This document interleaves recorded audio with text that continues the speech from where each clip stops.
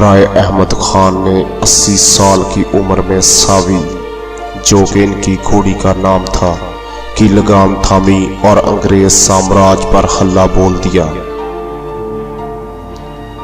راوی پار میں آباد سیال، فتیانہ، بہنیوال اور وٹو قبائل نے وطن کے اس عظیم بوڑھے سپوت کی قیادت میں عشق و وفا کی ان منٹ داستان رقم کی۔ جون کی ایک صبح گوگیرا میں تعینات انگریز افسر برکلے نے علاقے کے معتبر سرداروں کو طلب کیا اور بغاوت سے نپٹنے کے لیے ان سے گھوڑے اور جوان مانگے۔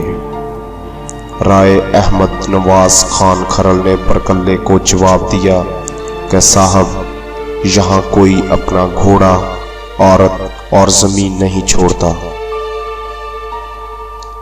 تہی دست قبائل کا یہ 80 سالہ سردار جس وقت قوی غیرت کا نشان بنے سامراج کے سامنے سینہ سپر کھڑا تھا، عین اسی وقت کچھ درگاہوں کے سجادہ نشین جاگیروں اور نقدی مال و زر کے عوض قومی غیرت و حمیت انگریز سامراج کے قدموں میں نچھاور کیے جا رہے تھے۔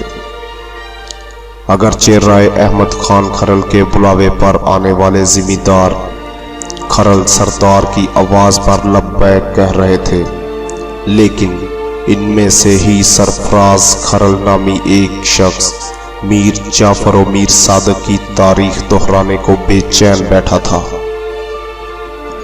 رات نے جیسے ہی سیاہ چادر اوڑھی، کمالیہ کے سرفراز کھرل نے میر جعفر کی تاریخ میں ایک سیاہ باب کے اضافے کے لیے گھوڑی کا رخ برکلے کے بنگلے کی جانب پھیر دیا۔ رات کے تقریباً 11:30 بجے تھے جب سرفراز نے برکلے کو جگا کر رائے احمد خان کھرل کے اکٹھ کی ردا سنائی۔ صبح ہوتے ہی برکلے نے جھامرا پر چڑھائی کر دی، لیکن رائے احمد خان کھرل ہاتھ نہ آیا تو انگریز نے گاؤں کے بچوں اور عورتوں کو لے جا کر گوگیرا جیل میں بند کر دیا۔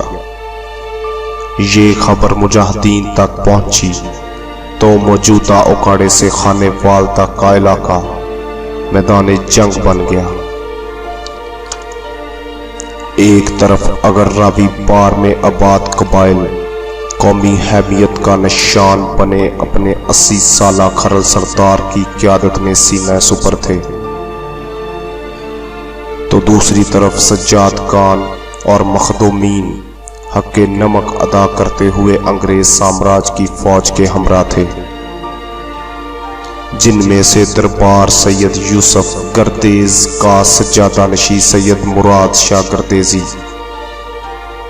دربار بہاؤالدین ذکریہ کا سجادہ نشین مخدوم شاہ محمود قریشی، دربار بابا فرید گنج شکر کا گدی نشین مخدوم آف پاک پتن، مراد شاہ آف دولہ بالا، سردار شاہ آف کھنڈ اور گلاب علی Chishti of tubby Lal bag کے علاوہ بھی کئی مخدوم و سجادہ نشین شامل تھے۔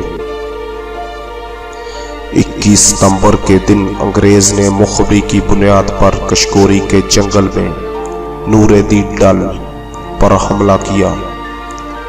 بار کے مجاہدین آزادی نے ایسی داد شجاعت دی کہ انگریز فوج توپ خانے سے مسلح ہونے کے باوجود ظہر تک 1.5 کوس پیچھے ہٹ چکی تھی۔ میدان قدرے صاف ہوا تو کھرل سردار نے نماز عصر کی نیت باندھ لی۔ ادھر برکلے بھی پنجابی سپاہیوں کے ہمراہ قریب ہی چھپا ہوا تھا۔ وہ دوسری رکعت تھی جب برکلے نے گولی مارو کا آرڈر دیا۔ دھاڑے سنگھ یا گلاب رائے بیدی کی گولی جیسے ہی کھرل سردار کو لگی، سردار سجدے میں گر گیا اور حالت سجدہ میں یوم شہادت نوش کیا۔ رائے احمد خان کھرل اور سارنگ کھرل اپنے اکثر ساتھیوں کے ہمراہ اس معرکہ میں شہید ہو گئے۔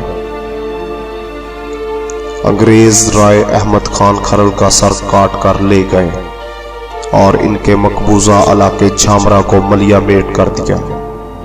फसलें जला दी गईं, माल मोशी जब्त कर लिए। राय अहमद खान खरल के सर को दिन के वक्त गोगेरा जेल के सामने लटका दिया जाता और रात को जेल में कड़े पहरे में रखा जाता। पहरेदारों में एक सिपाही झामरे का था। उसकी पहरे की बारी आई तो उसने सर को घड़े में रखा और झामरे पहुंचकर रात के अंधेरे में राय अहमद खान की कब्र तलाश करके किसी को बताए बगैर सर दफन कर दिया। 22 सितंबर को रावी किनारे मिस्टर बरकल्ले का मुजाहिदीन से सामना हुआ तो मुराद फतेहाना, दाद फतेहाना, अहमद सियाल और सूजा भद्रों ने बरकल्ले को मारकर अपने सरदार का हिसाब बराबर कर दिया।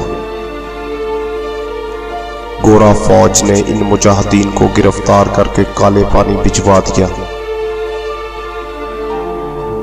राय अहमद खान खरल की शहादत के बाद इलाका के लोगों के साथ बीतने वाली दास्तान के मुतल्लक कहते हैं कि अंग्रेज सरकार से वफादारी के सिले में बलाई तबके में शामिल होने वाले काले अंग्रेज गोरे अंग्रेजों से भी ज्यादा जालिम साबित हुए। जिन कबाइल ने तहरीक आज़ादी में कुर्बानियां दी, इन्हें तालीम से महरूम रखा गया।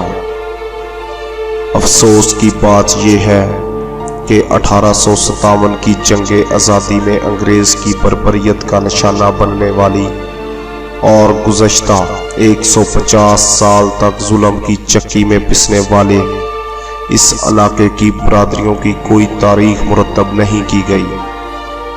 बहुत से लोग अंग्रेज़ों के मजालिम से बचने के लिए खरल से खर और हरल कहलाने लगे। इन इलाके की सरहदों पर आबाद खरल और दूसरे कबाइल की ज़मीनें छीन कर अंग्रेज़ों के मुखबरों को अलाट कर दी गईं और इन लोगों को तालीम से दूर रखा गया।